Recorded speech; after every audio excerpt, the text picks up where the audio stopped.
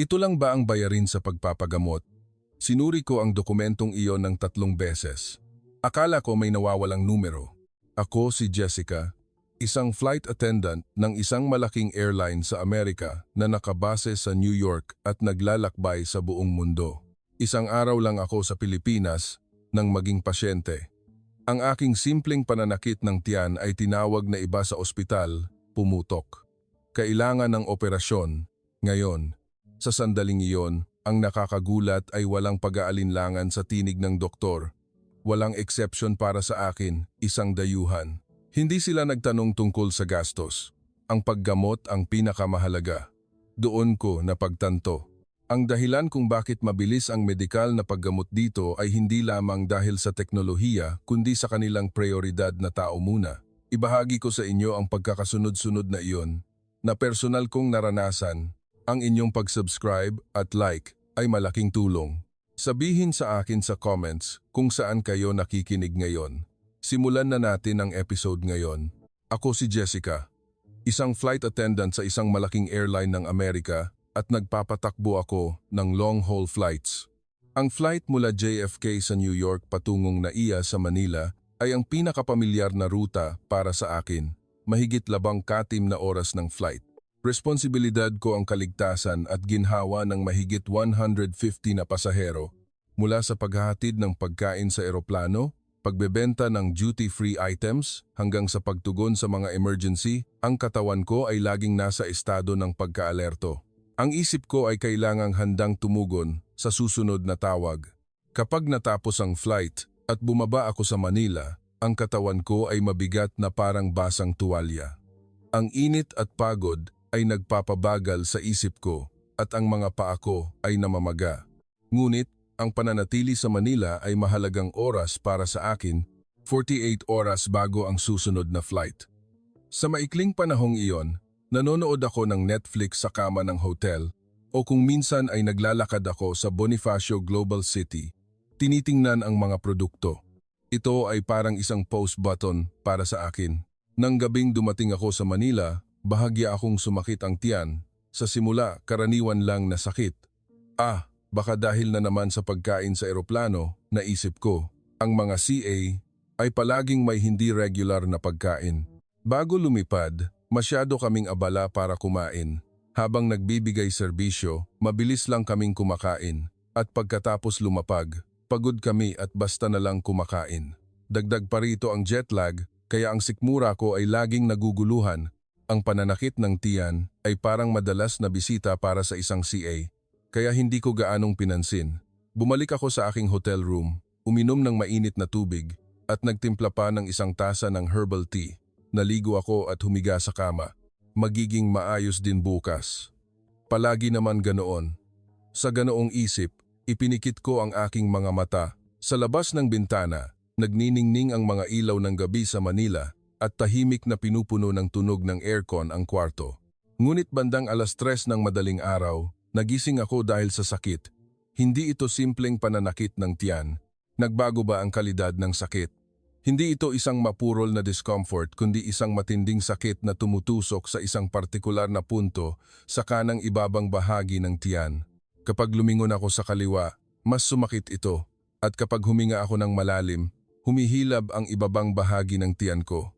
Kapag umubo ako, parang napupunit ang loob ng tiyan ko. Umupo ako sa gilid ng kama at tiningnan ang orasan. 3:12 ng madaling araw.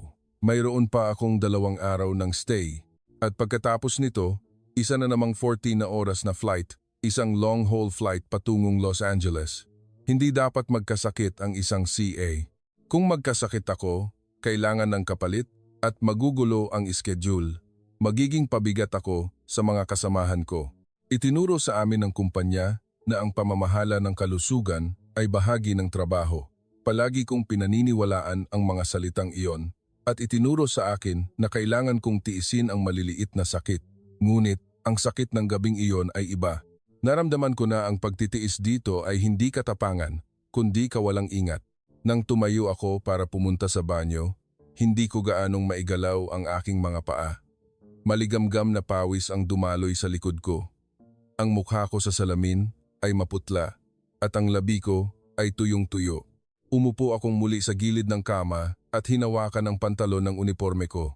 Ang damit na kailangan kong suotin bukas. Ang pantalong maayos na naplansa at may logo ng kumpanya. Ngunit sa sandaling iyon, isang kakaibang ideya ang pumasok sa isip ko. Kung maging pasyente ako sa bansang ito ngayon, gaano ako poprotektahan? Ako ay isang dayuhan, isang turista na may pasaporte at insurance card. Hindi ko gaanong alam ang sistema ng bansang ito at hirap din ako sa wika. Sa Amerika, alam ko ang proseso. Tatawag sa 911, pupunta sa ER, makikipag-ugnayan sa kumpanya ng insurance, at magbabayad ng sariling share. Ngunit dito, sa Pilipinas, wala akong alam. Nang mapuno ng mga tanong na iyon ang isip ko, muling tumusok ang sakit. Ngayon, mas matindi, mas malinaw.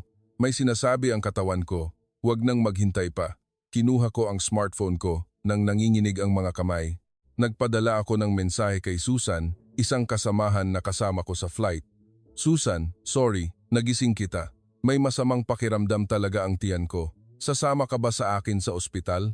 Nang ipadala ko ang mensahe, naramdaman kong nanginginig ang aking mga daliri. Dahil ba sa takot o dahil sa ginhawa? Malamang ay pareho. Pagkalipas ng 5 minuto, dumating ang sagot ni Susan. Punta na ako. Hintayin mo ako ng 10 minuto.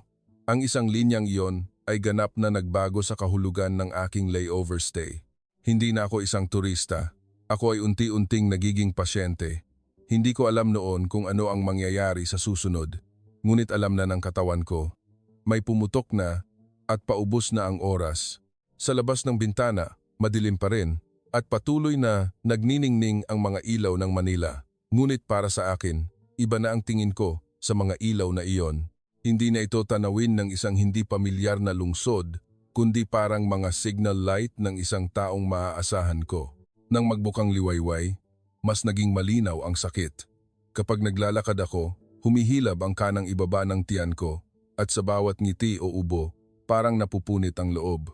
Nang kumatok si Susan sa pintuan ng hotel ko, nakaupo ako sa gilid ng kama, itinatali ang aking sintas ng sapatos. Ngunit napakahirap yumuko.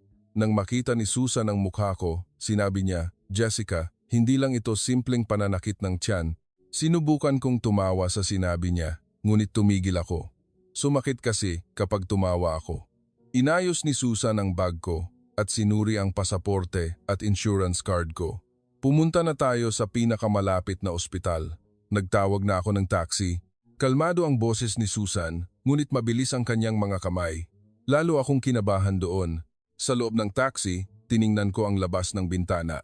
Abgala ang umaga sa Manila, ang mga nagtatrabaho, ang mga estudyanteng papasok sa paaralan, ang mga empleyadong naglalakad na may kape bawat isa ay nasa kanilang pang-araw-araw na gawain. Ngunit ako ay lumalabas sa pang-araw-araw na buhay na iyon. Sa pangalan ng pasyente, nang pumasok ako sa lobby ng ospital, isang kakaibang amoy ang tumama sa ilong ko. Ang amoy ng disinfectant, ang mainit na hangin, ang mabilis na tunog ng mga yapak. Katulad ito ng mga ospital sa ibang bansa, ngunit kakaiba sa isang paraan. Mahirap ipaliwanag, ngunit walang pagkaantala. Hindi sa nagmamadali ang mga tao, kundi parang hindi nag-aalangan ang sistema. Sa nakagawian, hinanap ko muna ang aking pasaporte at hinawakan ang insurance card ko. Sa sistema ng Amerika, ang kung sino ako at kung sino ang magbabayad ay kasing halaga ng impormasyon ng paggamot. Kapag pumunta ka sa ospital, ang unang tanong ay, may insurance po ba kayo? Pagkatapos ay, ano po ang inyong sintomas? Ngunit, sa harap ng reception, bago ko pa ilabas ang aking card, nagtanong ang staff. Kailan po Hindi pera, kundi sintomas ang una. Nagulat ako sa pagkakaibang iyon. Mabilis na ipinaliwanag ni Susan sa Filipino sa tabi ko. May pananakit po ng tiyan simula kagabi at lumala po bandang hating gabi. Masakit po ang kanang ibaba ng tiyan. Tumango ang staff habang nagtatype sa computer at tinanong niya ako sa simpleng Ingles, "Can you walk?" Sumagot ako ng yes. Ngunit nanginginig ang boses ko. Pagkaraan ng ilang sandali, dumating ang isang nurse na nagtutulak ng wheelchair. Reflexively, iwinagayway ko ang aking kamay. Okay lang po, kaya kong maglakad. Ngunit ngumiti ang nurse at sinabi, ipunin ninyo po ang inyong lakas. Marami pa po tayong kailangang gawin na test. Nahikayat ako sa mga salitang iyon. Nagtagumpay ba ang sakit kaysa sa pagmamataas ko? Sa sandaling umupo ako sa wheelchair, napagtanto ko kung gaano kaigting ang katawan ko. Nawala ang tensyon sa aking mga balikat at nanghina ang aking mga paa. Maikli lang ang pasilyo, ngunit sa pakiramdam ko ay mahaba ito. Nagtulak ang nurse ng wheelchair at naglakad si Susan sa tabi ko. Ang ilaw ng fluorescent ay bumuhos mula sa kisame at nakita ko ang iba't ibang laboratorio sa magkabilang gilid ng pasilyo. May mga naglalakad, ngunit walang malakas na nagsasalita. Tahimik ngunit patuloy ang galaw. Pumasok ako sa unang laboratorio. Kinuha ang dugo, sinukat ang temperatura at sinukat ang presyon ng dugo. Hindi gaanong nagsalita ang nurse, ngunit tumpak ang kanyang mga galaw. Kaunting tusok lang po, sabi niya sa Ingles. Pagkatapos ay isinaksak ang karayom at natapos sa loob ng 3 segundo. Susunod ay ang ultrasound. Pinahid ang malamig na gel sa tiyan ko at dahan-dahang iginalaw ang makina. Unti-unting naging seryoso ang ekspresyon ng doktor habang tinitingnan ang monitor. Alam ko kung ano ang ibig sabihin ng ekspresyon na iyon. Hindi ito magandang balita. Nang matapos ang pagsusuri, lumipat ako sa waiting area. Habang nakaupo sa matigas na upuan, narinig kong nagtanong ang isang pasyenteng Pilipino sa nurse sa katabing upuan, "Okay lang po bang magbayad mamaya?" Tumango ang nurse nang may kasiguraduhan, "Opo, okay lang po kung magbayad kayo pagkatapos ng lahat ng paggamot at bago kayo umuwi." Naramdaman kong kakaiba habang naririnig ang usapang iyon. Sa Amerika, hindi balido ang tanong na iyon. Hindi magsisimula ang pagsusuri nang walang kumpirmasyon ng gastos at pag-aproba ng insurance. Ngunit dito, parang normal na proseso iyon. Gagamutin muna, babayaran mamaya. Kaya ko rin bang gawin iyon? Ako ay isang dayuhan. Mayroon lang akong travel insurance. Paano kung dumating ang isang napakalaking bill mamaya? Nagkaroon ako ng ganoong pag-aalinlangan, ngunit wala akong panahon para magtanong agad. Sumasakit na naman kasi ang tiyan ko. Umupo si Susan sa tabi ko at binigyan ako ng tubig. Bakit kaya ako uhaw dahil sa test? Habang umiinom ako ng tubig, tiningnan ko ang orasan.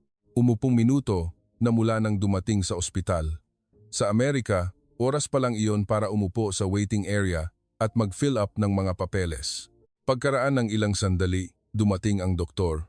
Isang batang lalaki na doktor, nakasuot ng puting uniforme at may hawak na chart. Kasama niya ang isang interpreter at agad na sinimulan ng doktor ang usapan. Kumpirmahin natin ngayon gamit ang CT scan. Reflexively, gusto kong magtanong, magkano? Ang consent form, gaano katagal? Ngunit hindi lumabas ang mga salita. Sinakop muna ng sakit ang aking mga tanong. Muling sumakit ng matindi ang tiyan ko at tumango lang ako. Sige po. Pagkatapos ng maikling sagot na iyon, umupo akong muli sa wheelchair. Ang pasilyo patungong CT room, ang ilaw ng fluorescent, ang amoy ng disinfectant, at ang tunog ng tibok ng puso ko. Masyadong mabilis ang lahat ng ito. Ngunit kakaiba, mas malaki ang ginhawa kaysa sa takot dahil may nagbibigay prioridad sa akin. Nang magsara ang pinto ng CT room, humiga ako sa malamig na lamesa ng pagsusuri, nakapila ang mga fluorescent light sa kisame at humina ang tunog ng makina. Mabilis na ipinaliwanag ng radiologist sa Ingles. "Hold your breath. Just 10 seconds. Tumango ako. Habang iniskan ng makina ang katawan ko, napuno ang isip ko ng mga walang saysay na imahinasyon. Paano kung mayroon akong tumor? Baka food poisoning lang habang naglalakbay. Pagkatapos ay sumunod ang mas nakakatakot na mga iniisip. Paano kung kailangan kong operahan? Ako ay isang CA. Ang katawan ko ay nakasalalay sa flight schedule ng kumpanya. Sa makalawa, may flight patungong Los Angeles. Sa susunod na linggo, Europe. Sa susunod na buwan, London. Kung bumagsak ang katawan ko, magugulo ang mga plano na iyon. Kailangan nilang maghanap ng kapalit na CA at magiging pabigat ako sa mga kasamahan ko. Kailangan kong magsulat ng report sa HR. Ang ganoong mga iniisip ay umikot sa isip ko kasama ang tunog ng CT machine. Nang matapos ang pagsusuri at lumabas ako sa pasilyo, hinawakan ni Susan ang kamay ko. Naging mas nakakatakot ang init ng kanyang kamay. Sabi nila, kapag nasa matinding panganib ang isang tao, nababawasan ang kanilang pananalita.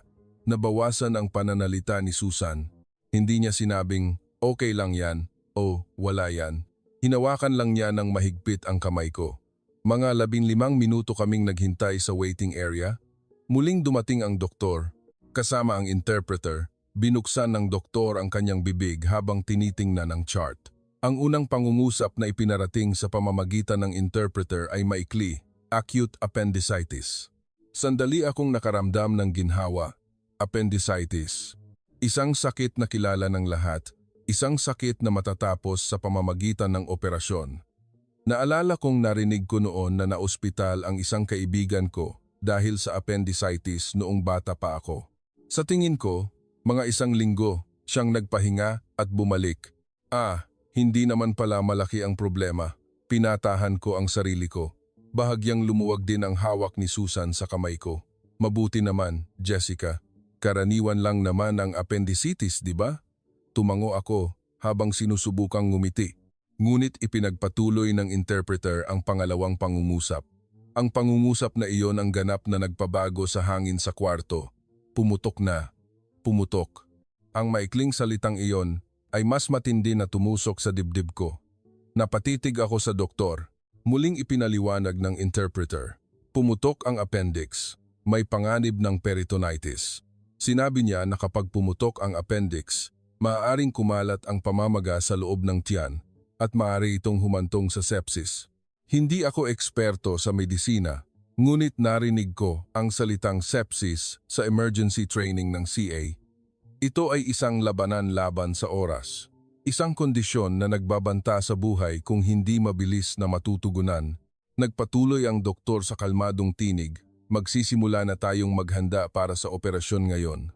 Gagamitin natin ang laparoscopic surgery at kailangan ng general anesthesia. Ngayon po ba? Ngayon? Nanginginig ang boses ko. Operasyon sa mismong araw. Sa Amerika, kahit posible ang operasyon sa mismong araw, karaniwan nang dumadaan sa ilang yugto. Tawag sa attending surgeon, pag-aayos ng schedule ng operating room, pag-aproba ng insurance company, konsultasyon sa anesthesiologist, paggawa ng consent form, na maaaring tumagal ng ilang oras hanggang 1 araw. Sa panahong iyon, naghihintay ang pasyente sa waiting area habang tinitiis ang sakit o kaya ay nakahiga sa kama at naghihintay. Ngunit tumango ang doktor at sinabi, "Opo, ngayon, maghahanda na tayo. Naramdaman ko na." Ang salitang maghahanda ay hindi nangangahulugang paghihintay, kundi pag-usad. Nakausap na ng doktor ang surgical team. Sinabi niya na handa na ang operating room at naghihintay na ang anesthesiologist. Kapag napirmahan ko ang consent form, aakyat agad ako sa operating room. Tiningnan ko si Susan. Nagulat din ang kanyang ekspresyon, ngunit kasabay nito ay tila nakaramdam siya ng ginhawa. "Jessica, mas mabuting gawin ng mabilis. Kung maantala, mas mapanganib." Tama ang kanyang sinabi. Ngunit magulo ang isip ko. Bilang isang CA, sanay ako sa mga plano at proseso. Ang lahat ay gumagalaw ayon sa checklist. Mayroon ding manual para sa mga hindi inaasahang sitwasyon. Ngunit ngayon, wala akong oras para gumawa ng checklist. Nakalista ako sa checklist ng iba. Ibinigay ng doktor ang consent form.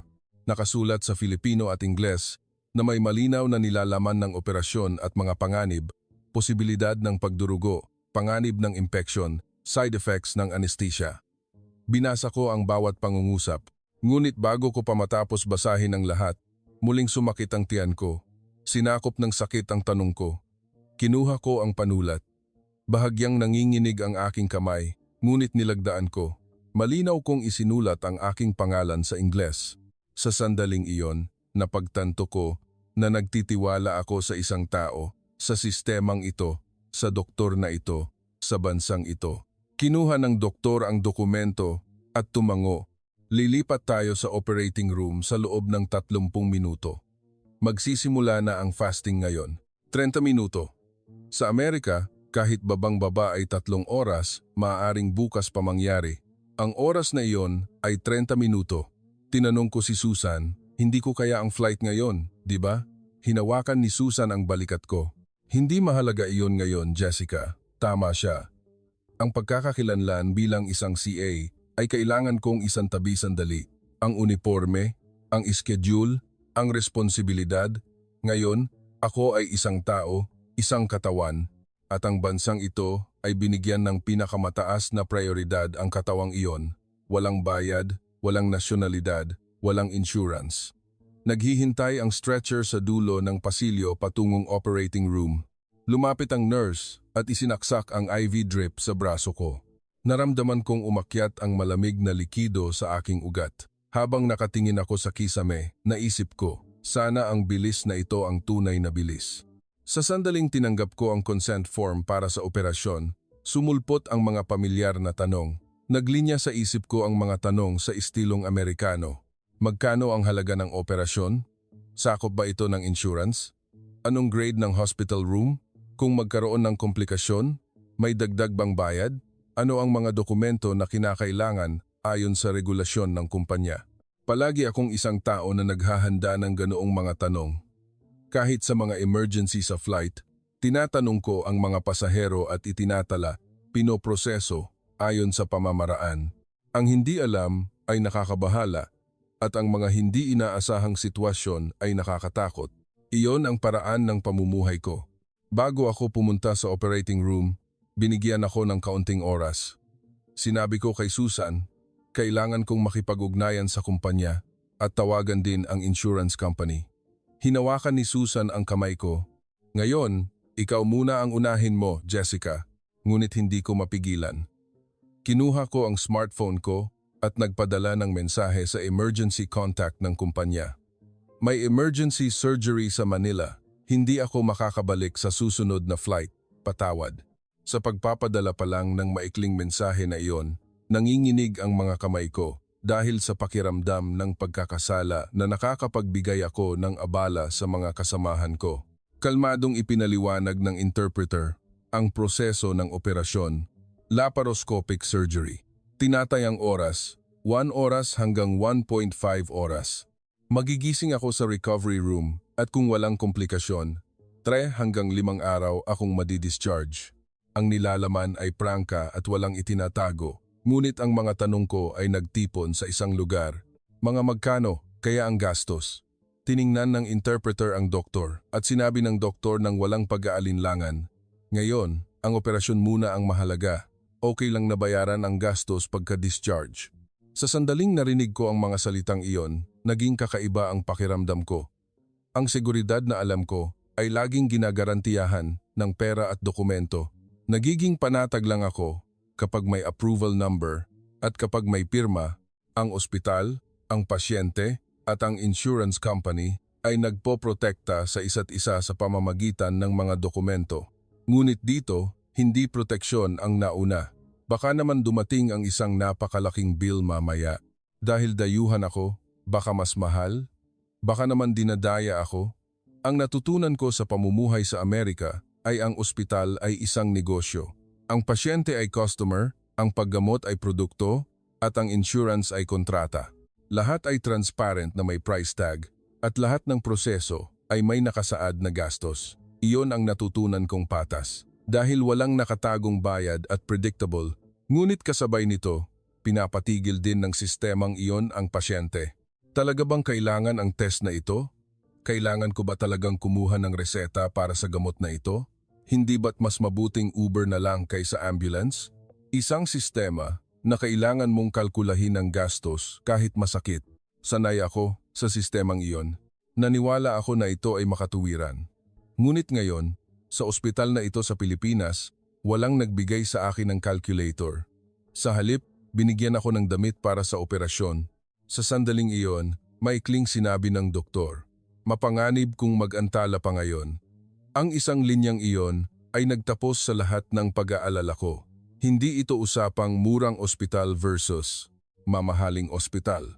Ito ay usapang prioridad, buhay muna versus pagpapaliban. At masyado akong sanay sa pagpapaliban, nagpalit ako ng damit para sa operasyon. Isang manipis na tela na bukas sa likod.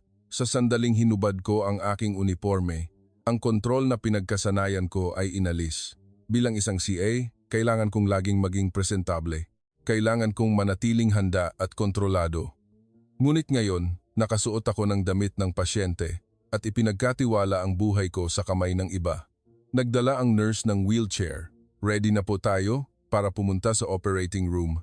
Tumango ako, mahigpit na hinawakan ni Susan ang kamay ko. Matatapos din agad, paggising mo, nandito ako sa tabi mo. Tahimik ang pasilyo patungong operating room. Ang tunog lang ng gulong ang mahinang umalingaw-ngaw. Ang mga ilaw sa kisame ay isa-isang lumipas at lumabo sa aking paningin. Huli kong naisip, sana ang bilis dito ay tunay na bilis. Paano ako tratuhin ng bansang ito? Patas ba talaga sa akin na isang dayuhan? Nagpasya akong isantabi muna ang lahat ng pag-aalinlangan na iyon dahil hindi na kaya pang maghintay ng katawan ko. Bumukas ang pinto ng operating room. Isang malamig na hangin ang tumama sa aking mukha. Maraming medical staff ang abalang gumagalaw at mahina ang tunog ng mga makina. Lumapit sa akin ang anesthesiologist. Humiga po kayo ng komportable. Makakatulog po kayo agad. Humiga ako sa kama. Malamig at matigas na kama. Tinakpan ng maskara ang mukha ko at may humawak sa kamay ko. Huminga po kayo ng dahan-dahan. Ipinikit ko ang aking mga mata. Sa sandaling iyon, napagtanto ko na ang pagiging makatuwiran ng sistemang pinaniniwalaan ko ay minsan nagbibigay katwiran sa pagkaantala at dito, pinasimple nila ang prioridad para hindi magkaroon ng pagkaantala. Bago mawala ang aking malay, isang huling pag-iisip ang sumulpot. Ang bilis pala ay hindi tulin, kundi handang kasiguruhan. Nang magising ako, tahimik ang mundo. At ang sakit ay naayos. Iyon ang tamang paglalarawan. Masakit, ngunit wala ng takot. Nawala ang pakiramdam na ang katawan ko ay bumabagsak nang walang kontrol. Malabo ang kisame. Malambot ang ilaw ng fluorescent at sa isang lugar may tumutunog na regular na beep. Ito ang tunog ng aking tibok ng puso. Dahan-dahan kong nilingon ang mukha ko. Nakaupo si Susan sa upuan. Gising ka na. Narinig ko ang boses ni Susan. Sinubukan kong magsalita, ngunit napakatuyong lalamunan ko, kaya tumigil ako. Lumapit si Susan na may dalang tubig. Uminom ka lang ng kaunti, dahan-dahan. Naramdaman kong bumaba ang tubig sa aking lalamunan. Malamig at matamis ito. Mahina kong tinanong, tapos na ang operasyon? Oo. Sabi nila, 1 oras at kalahati. Sabi ng doktor, matagumpay daw. Tiningnan ko ang tiyan ko. May puting bendahe na nakabalot at may IV drip na nakakabit sa braso ko. Medyo kumirot kapag gumalaw ako, ngunit kaya kong tiisin. Iba ito sa matinding sakit na naramdaman ko noong hating gabi. Pumasok ang nurse at sinuri ang aking kondisyon. Presyon ng dugo, temperatura, oxygen saturation. Hindi malakas ang kanyang boses at hindi rin mahaba ang pag-aliw. Sa halip, tumpak ang pag-check niya. Isang paraan na naiintindihan ko kahit walang interpreter. Mga senyales ng kamay, expression, simpleng Ingles. Okay lang po kayo, dahan-dahan akong tumango. Ang nakakagulat ay pagkatapos noon. Gusto niyo po bang tumayo ng kaunti? Malabo kong tiningnan ang nurse. Ilang oras pa lang mula nang operahan ako o 1 araw na ba ang nakalipas? Hindi malinaw ang pakiramdam ko sa oras, ngunit malinaw ang hiling. Tumayo, bumangon. Iba ito sa recovery process na alam ko sa Amerika. Karaniwan, pagkatapos ng operasyon, humihiga sa kama at nagpapahinga ng sapat. Karaniwan, hindi gumagalaw hanggat hindi pinapayagan ng doktor. At bago lumabas, nagsisimula muna ang administratibong proseso. Pagpaplano, kumpirmasyon ng insurance network, pag-schedule ng follow-up appointment, paggawa ng papeles, ang paggaling ay sumusunod pagkatapos. Ngunit dito, kabaligtaran, ang paggaling ng katawan ang unang gumalaw. Dahan-dahang itinaas ng nurse ang ulo ng kama. Umupo ako, nahilo ako, ngunit hindi naman ganoon kalala para matumba. Inalalayan ni Susan ang braso ko. Dahan-dahan, okay ka ba? Oo, okay lang. Ibinaba ko ang mga paa ko sa gilid ng kama. Malamig ang pakiramdam ng sahig. Habang inaalalayan ng nurse ang braso ko, sinabi niya, subukan niyo pong tumayo. Dahan-dahan. 1 hakbang. Sumakit ang tiyan ko, ngunit kaya kong tiisin. 1 pang hakbang. Nanginginig ang mga paa ko, ngunit nakaklakad ako. Hindi mahaba ang pasilyo, ngunit ang pasilyo ng araw na iyon ay parang daan patungo sa pagiging isang buhay na tao muli. Naglalakad ako pagkatapos ng operasyon na may anesthesia. Normal ba ito? Sa Amerika, sigurado akong nakahiga ako ng isang araw. Ngunit kakaiba, hindi tumanggi ang katawan ko. Sa halip, mas naramdaman kong buhay ako sa paggalaw. Nang bumalik ako sa kwarto at muling humiga sa kama, tinanong ko si Susan, paano ang flight schedule? Ngumiti si Susan. May sagot na galing sa kumpanya. Magpahinga ka raw muna. Nag-ayos na raw sila ng kapalit. Sa unang pagkakataon, nakaramdam ako ng ginhawa. Mayroon pa rin akong pakiramdam ng pagkakasala dahil nakapagbigay ako ng abala sa mga kasamahan ko, ngunit alam ko na kahit wala ako, magpapatuloy ang flight. Umiikot ang mundo kahit wala ako at kailangan ko lang gumaling dito ngayon. Nang gabing iyon, tiningnan ko ang labas ng bintana ng kwarto. Nakalatag ang mga ilaw ng gabi sa Manila. Nagniningning ang mga ilaw at ang lungsod ay walang tigil sa paggalaw. Gusto ko ring bumalik sa ritmong iyon. Nagtanong si Susan, Jessica, anong pakiramdam mo ngayon? Sandali akong nag-isip at binuksan ko ang aking bibig. Sa ngayon, bumubuti ang pakiramdam ko. Sa sandaling lumabas ang mga salitang iyon sa aking bibig, napagtanto ko. Inaasahan ko na magugulo ang isang araw ko, ngunit dito, agad nilang sinusubukan na ayusin ang nagulong araw at sumusunod ako sa ritmong iyon. Hindi inaasahan ang ritmong ito. Akala ko ay masisira ng operasyon ang isang linggo ko. Ngunit dito, ayaw nilang mag-aksaya ng kahit isang araw. Mabilis ang pagsusuri, tumpak ang operasyon, at agad na nagsisimula ang paggaling. Lahat ay konektado at walang tumitigil, ngunit hindi pa ito ang katapusan. Hindi ko pa alam na ang tunay na sorpresa ay hindi magmumula sa paglabas, kundi sa bayarin. Kung anong anyo ang haharap sa akin ng mga gastusin at papeles na kinatatakutan ko.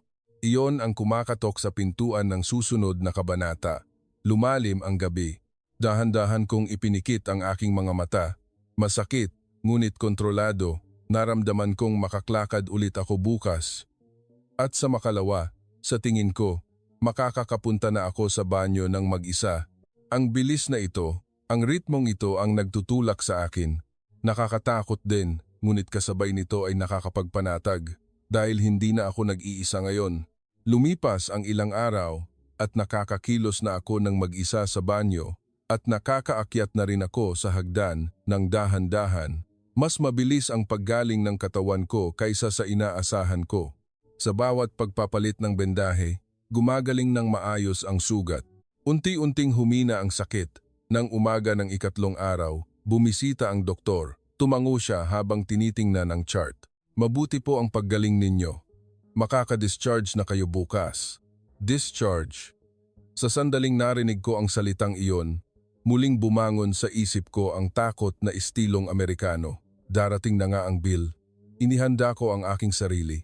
Checking ng credit limit ng card. Mga dokumento ng kumpanya, tawag sa insurance company. Muling naging abala ang isip ko. Nabasa ni Susan ang ekspresyon ko at nagtanong, "Nag-aalala ka?" "Oo, tungkol sa bayarin." Wala si Susan, sinabi. Hinawakan lang niya ang kamay ko. Mainit ang kanyang kamay, ngunit hindi nito ganap na nawala ang aking pag-aalala. Sa ika-4 na araw, sinimulan kong maghanda para sa paglabas. Inayos ko ang aking gamit at nagpalit ako ng komportableng damit na dinala ni Susan. Hindi ko pa rin masuot ang aking uniforme.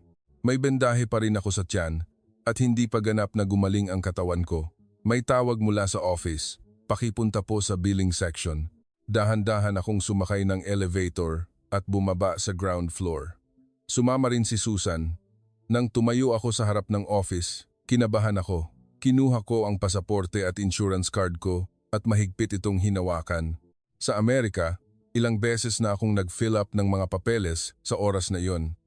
Ngunit dito, mula nang maospital ako hanggang ngayon, halos walang usapan tungkol sa gastos. Ngumiti sa akin ang staff sa counter. "Pakibigay po ang inyong pasaporte." Ibinigay ko ang pasaporte ko. May in-type ang staff sa computer at lumabas ang ilang dokumento mula sa printer. "Pakicheck po." Tinanggap ko ang mga dokumento. Hindi ito makapal na tumpok kundi ilang pahina lang. Simple lang din ang mga item. Emergency room consultation, blood tests, ultrasound, CT scan, surgery fee, hospital stay fee, gamot. Bawat item ay may nakasulat na halaga at ang kabuuang halaga ay nasa pinakababa. Sa sandaling nakita ko ang numerong iyon, natigilan ako. Hindi ito ang bombang inaasahan ko. Siyempre, hindi ito maliit na halaga. Ngunit iba ito sa mga numero na nakita ko sa Amerika. Emergency surgery, 3 gabi at 4 na araw na hospital stay, kasama ang lahat ng tests at gamot at ito lang, tinanong ko ang staff, ito na ba ang lahat? Wala bang dagdag na bayad para sa mga dayuhan? Umiling ang staff. Opo, ito na po ang lahat. Ito po ang presyo para sa mga dayuhan na walang health insurance, 100% ang babayaran.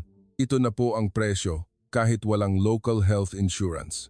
Muli kong tiningnan ang aking insurance card. Mukhang kayang i-cover ng travel insurance ko. Ngunit mas nakakagulat ang mismong halaga na ito. Kaya ko itong bayaran. Ano kaya ang nangyari kung sa Amerika?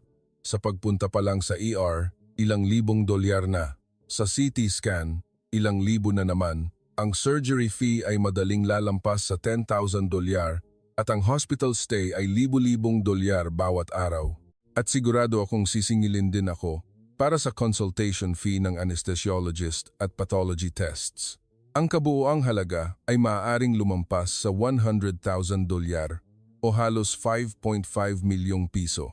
Sa sandaling iyon, naalaala ko ang usapan na narinig ko nang una akong dumating sa ospital. Okay lang po bang magbayad mamaya? Opo. Okay lang po kung magbayad kayo pagkatapos ng lahat ng paggamot at bago kayo umuwi. Hindi ito slogan. Ito ay aktwal na proseso. Nakapunta ako rito dahil sa prosesong iyon. Kung nag-aalala ako sa gastos mula sa simula, maaaring nag-alinlangan ako sa mga test. Maaaring tinanggihan ko ang CT scan o ipinagpaliban ang operasyon. Kung nangyari iyon, mas magiging mapanganib ang sitwasyon dahil pumutok na ang appendix ko. Ngunit dito, inuna nila ang buhay ko at saka lang nag-compute. Ibinigay ko ang card ko at binayaran ang bill. Sa sandaling tinanggap ko ang resibo, isang kakaibang pakiramdam ang lumitaw. Ginhawa, pasasalamat o pagkabigla, malamang ay lahat ng tatlo. Nagtanong si Susan, "Kumusta? Okay naman ba kaysa sa inaakala mo?" Tumango ako. "Oo. Mas okay kaysa sa inaakala ko." Lumabas kami ng ospital. Malamig ang hangin sa labas at narinig ko ang mga tunog ng lungsod ng Manila. Ang tunog ng mga kotse, ang tunog ng mga yapak ng tao, ang tunog ng traffic light. Gusto ko ang mga tunog na iyon dahil parang patunay iyon na buhay ako. Sa daan pabalik sa hotel sakay ng taxi, tiningnan ko ang labas ng bintana. Iba ang tingin ko sa lungsod na ito kaysa noong una akong dumating. Hindi na ito isang hindi pamilyar na lugar, kundi parang isang lugar na tumanggap sa akin. Tahimik na sinabi ni Susan, "Jessica, swerte ka." Sandali akong nag-isip. Swerte ba? Ang pagputok ng appendix ko ay malas. Ngunit ang malas na iyon ay nangyari dito, baka swerte iyon. Kung nangyari iyon habang lumilipad, kung nasa Amerika ako, nanginginig ako sa pag-iisip pa lang. Sumagot ako kay Susan, "Oo, swerte ako. Talaga?" At sa aking isip, naisip ko, ngunit sa tingin ko, hindi lang ito swerte. Ang sistema dito ay hindi umaasa sa swerte. Kahit dayuhan ang pasyente, may insurance man o wala, maraming pera man o kaunti, ang mahalaga ay buhayin muna. Iyan ang prioridad ng bansang ito. Pagkatapos ng discharge, nagpahinga pa ako ng ilang araw sa hotel. Malaki na ang paggaling ng katawan ko, ngunit hindi pa ako handa para sa long-haul flight. Sinabi rin ng kumpanya na magpahinga ako ng sapat at wala akong dahilan para magmadaling umuwi. Nauna nang umuwi si Susan 3 araw na ang nakakaraan. Mayroon kasi siyang flight schedule. Habang hinahatid ko si Susan sa airport, sinabi niya, "Kaya mo na mag-isa?" Tumango ako. "Oo, kaya ako na kahit mag-isa." Nang umalis si Susan, sa unang pagkakataon, nag-isa na talaga ako. Sa isang hindi pamilyar na lungsod na may hindi pa ganap na gumaling na katawan. Ngunit hindi ako natakot dahil alam kong tatanggapin ako ng lungsod na ito. Nang hapong iyon, dahan-dahan akong naglakad malapit sa hotel. Hindi pa ako makakabiyahe ng malayo. May bendahe pa rin ako sa tiyan at kapag matagal akong naglalakad, humihilab ito. Ngunit gusto kong maglakad. Gusto kong kumpirmahin ang pakiramdam na buhay ako. Umupo ako sa isang maliit na parke at tiningnan ang mga tao. Ang mga nagtatrabahong empleyado ang mga matatandang naglalakad, ang mga batang nagtatakbuhan bawat isa ay namumuhay sa kanilang sariling pang-araw-araw na buhay. Gusto ko ring bumalik sa isang ordinaryong pang-araw-araw na buhay tulad nila. Sa sandaling iyon, sumulpot ang isang eksena sa pasilyo ng ospital. Nang ilipat ako mula sa recovery room patungong hospital room, pagkatapos ng operasyon, dumaan ako sa pasilyo. Ang tanawin na nakita ko noon ang naalaala ko ngayon. Ang tahimik na naglilinis ng pasilyo, ang nurse na nag-aayos ng chart hanggang gabi, ang staff na nagtuturo sa pamilya ng pasyente sa harap ng elevator. Wala sinuman sa kanila ang pinalakpakan. Wala sinuman sa kanila ang espesyal na pinuri. Ngunit ang mga tahimik na kamay na iyon ang nagpatakbo sa ospital. Pinapanatili nilang malinis ang pasilyo at tumpak nilang pinamamahalaan ang mga record ng pasyente. Nagtuturo sila sa mga naliligaw na tao. At sa unang pagkakataon, doon ko nalaman na ang sistema ay hindi lang para sa doktor, hindi rin ito para lang sa nurse. Ito ay nilikha sa pamamagitan ng pagpapatong-patong ng ritmo ng mga hindi nakikitang tao. Naging mabilis ang pagsusuri ng doktor dahil tumpak na naipasa ang mga resulta ng pagsusuri. Tumpak ang pagsusuri dahil maayos na napamahalaan ang mga kagamitan. Napamahalaan ang mga kagamitan dahil may isang taong araw-araw na nagche-check nito. Naging posible ang agarang operasyon dahil handa ang operating room. Handa ang operating room dahil may isang taong nag-disinfect at nag-ayos nito ng maaga. At ang isang taong iyon ay karamihan ay mga walang pangalang tao. Sa Amerika, ano kaya ang nangyari? Pag-uwi ko, sigurado akong sasabihin ko sa isang tao, nagkaroon ako ng emergency surgery sa Pilipinas. Sa mismong araw, kung gayon, maaaring mag-react ang isang tao. Swerte ka lang? Siguro, isang espesyal na kaso iyon. Dahil kaya sa maliit na ospital, ngunit naramdaman ko sa aking katawan na ito ay hindi swerte, kundi isang istrukturang naging normal. Hindi ito espesyal, kundi default. Umupo ako sa bangko at nag-isip mag-isa. Dahil ba sa espesyal na kabaitan ng mga Pilipino? Hindi, may kabaitan, ngunit hindi iyon ang lahat. Mas malaki ang saloobin. Ang saloobin na hindi pinapatayo ang pasyente sa harap ng papeles. Ang saloobin na hindi pinipigilan ang proseso dahil dayuhan. At ang saloobin na hindi nagmamadali sa paggaling, ngunit hindi nagpapaliban sa paggamot. Naalaala ko nang una akong pumunta sa ospital. Ang unang tanong ng staff sa reception, kailan po nagsimula ang sakit? Hindi insurance, kundi sintomas ang nauna. At ang sinabi ng doktor, bago ang operasyon. Ngayon, ang operasyon muna. Ang gastos, mamaya na. Ang pagkakasunod-sunod na iyon ang nagligtas sa akin. Ano kaya kung baliktad ang pagkakasunod-sunod? Kung inuna ang kumpirmasyon ng gastos, pagsusuri ng insurance at paggawa ng papeles, mas lumala sana ang appendix ko. Sa pagkaantala ng oras, mas lumaki ang panganib at sa huli ay mas malaki ang gastos. Mas mahabang panahon ng paggaling ang kinakailangan. Ngunit dito, binaligtad nila ang pagkakasunod-sunod na iyon. Buhay muna, saka ang kalkulasyon. Naiintindihan ko na ngayon. Ang tanong na, okay lang po bang magbayad mamaya? Hindi lang ito convenience. Ito ay pilosopiya. Isang patunay kung ano ang pinaprioridad ng sistemang ito. Umupo ako sa bangko, sa parke at nag-isip. Ano ang magbabago kapag bumalik ako sa Amerika? Magiging CA pa rin ako. Magkakaroon pa rin ako ng mahabang flights, magdurusa sa jet lag at mag-aalaga ng mga pasahero. Ngunit may isang bagay na sa tingin ko ay magbabago. Sa susunod na may isang taong nagdurusa sa harap ko, gusto kong maging ako ang unang kumilos. Ang taong unang titingin sa tao, hindi sa papeles. Ang taong unang huhusga sa sitwasyon, hindi sa regulasyon. Nagbulong ako sa sarili. Parang malaki na ang pinagbago ko. Iba na ako ngayon kaysa noong una ako rito. Hindi lang ako nakaligtas, kundi natuto akong mamuhay sa ibang paraan. Na ang bilis ay hindi kawalang pananagutan, kundi handang kasiguruhan. At ang sistema ay umiiral para sa tao.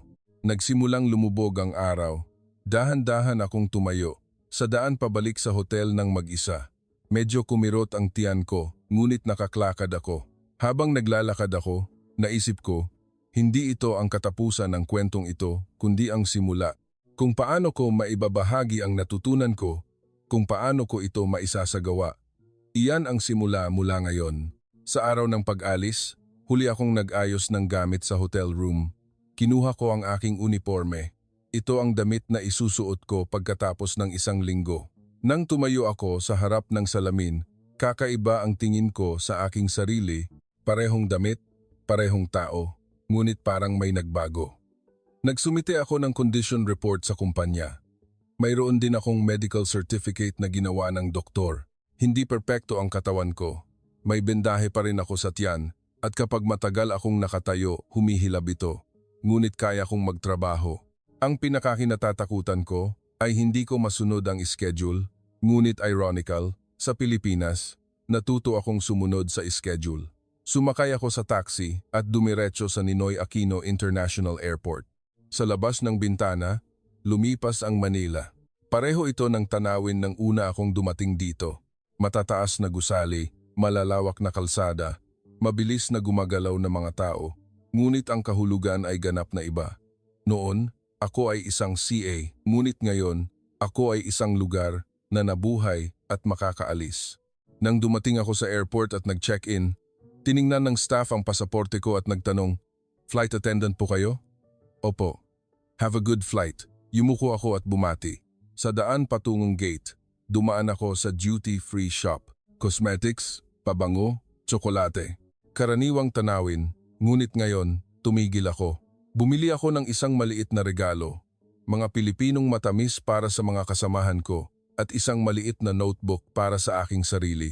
Sa unang pahina ng notebook, isinulat ko, Manila, Enero 2024. Dito ako naging pasyente at ang lugar na ito ang nagligtas sa akin muna. Maikling pangungusap, ngunit sapat na para sa akin. Malapit na ang boarding time at sumakay ako sa eroplano. May kakaibang amoy sa loob ng cabin, kape, metal, hangin ng aircon. Ito ang espasyo na pinakapamilyar sa akin. Ngunit iba ako ngayon. Hindi ako pasahero, kundi isang CA at kasabay nito, isang tao na may alaala ng pagiging pasyente. Sinalubong ako ng mga kasamahan ko. "Jessica, okay ka ba?" "Oo, okay lang. Pasensya na sa pag-aalala." Tiningnan nila ang tiyan ko at ngumiti. "Huwag mong pilitin. Kung nahihirapan ka, sabihin mo lang."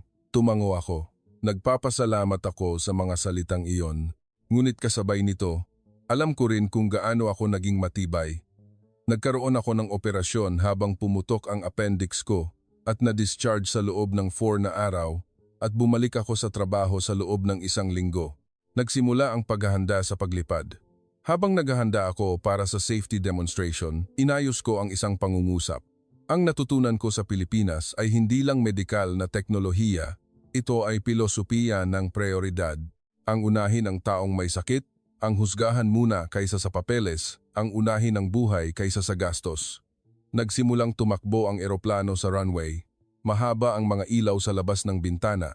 Ang mga ilaw ng Ninoy Aquino International Airport ay isa-isang dumaloy sa likod at habang tinitingnan ko ang ilaw na iyon, tahimik akong nagpasya. Pagbalik ko sa Amerika, hindi ko ito ikukwento bilang isang simpleng nakakaantig na kwento. Magtatanong ako kung bakit ito naging posible, hindi lang na maganda.